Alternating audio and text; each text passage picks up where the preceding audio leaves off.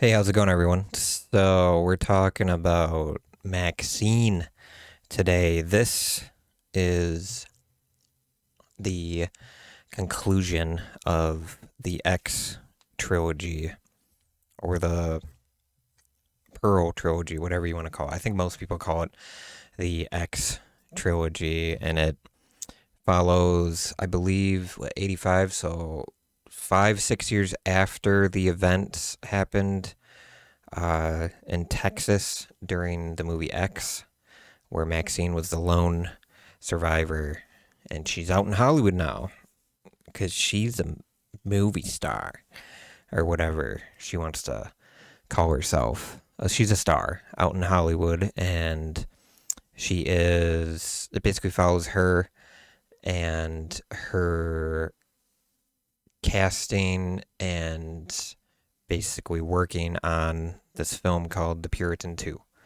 And it just sort of follows her life in Hollywood and what she's been up to. And I will get into spoilers, so let me do a quick just overview. So this film, I feel like, is definitely the weakest of the trilogy, but it's not a bad film by any means.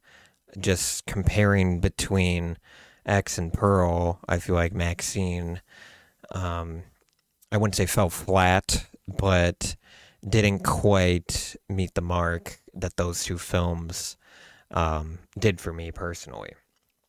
Now, I feel like a lot of people really enjoy this film, or they just have a sort of medium take on it. And I feel like I'm sort of in the medium take for sure. I mean, I would watch it again if I'm going to watch X and then Pearl. If I want to watch like the trilogy, I would have no problem. It's by no means a flawed trilogy because of this film at all. But 3.5 out of 5, pretty good score for sure.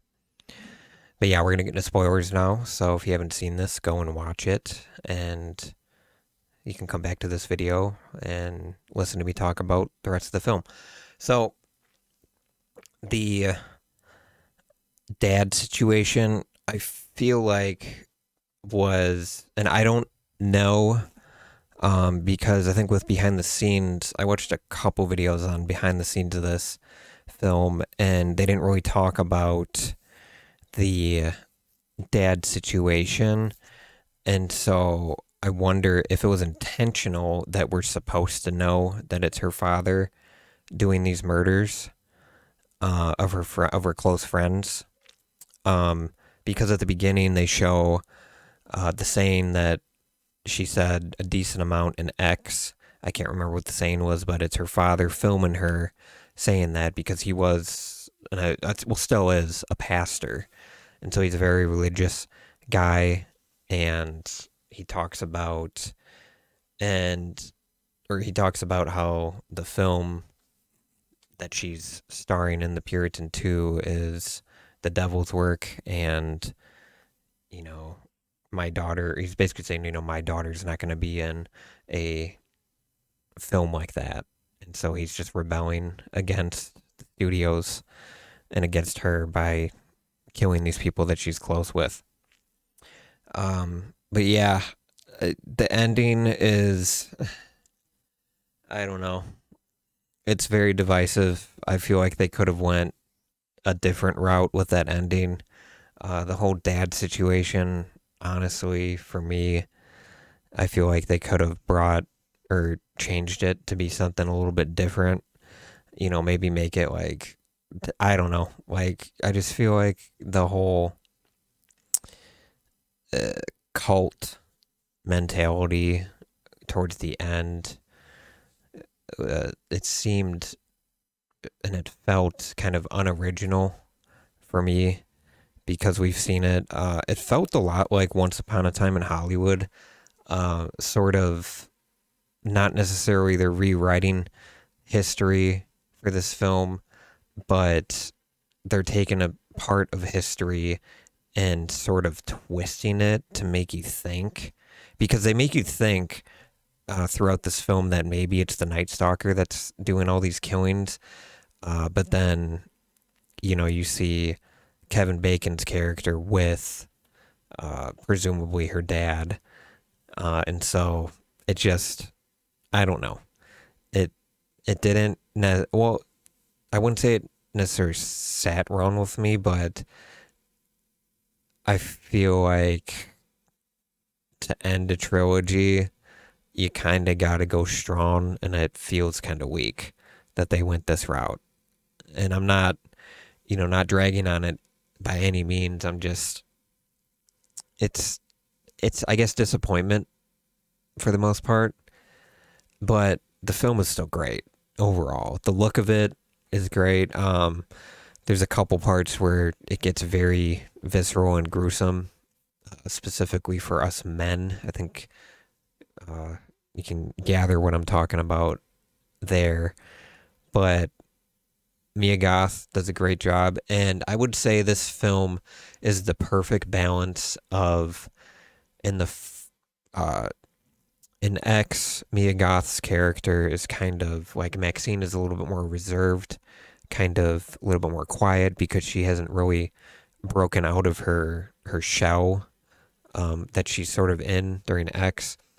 And then Pearl is the polar opposite as far as Mia Goth's acting. Pearl, is crazy and what have you. So like with this one, Maxine's the perfect balance where she's out of her shell, but she's not too over the edge crazy.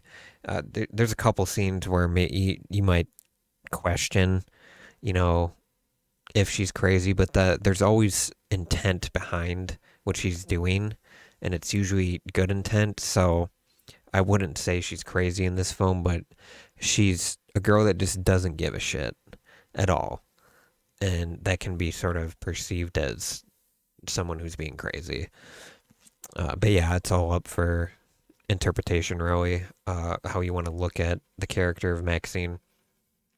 Her co-stars, I feel like, did a good job. Kevin Bacon doing that southern, I don't know, like Louisianan type accent is interesting for sure. And I like that he did that. I can tell he really had fun with that character for sure. But overall, the film, I would honestly say, like, if someone came up to me and is like, hey, I've seen X and Pearl, Maxine, you know, I'd say if anyone has seen X and Pearl already, watch Maxine just to round out the trilogy for sure. And kind of, you can base your own opinions about this film. But for me, it's really just the ending that threw me off completely, and it's not the type of ending I really wanted to see from this film. But it's Ty West, Mia Goth that co-wrote this. Mia Goth, I believe, produced I think Pearl and Maxine. So their creative minds came together and they wanted to go that route. So I can appreciate that. But yeah, go out, give it a watch, and form your own opinions, and let me know what you guys thought of Maxine.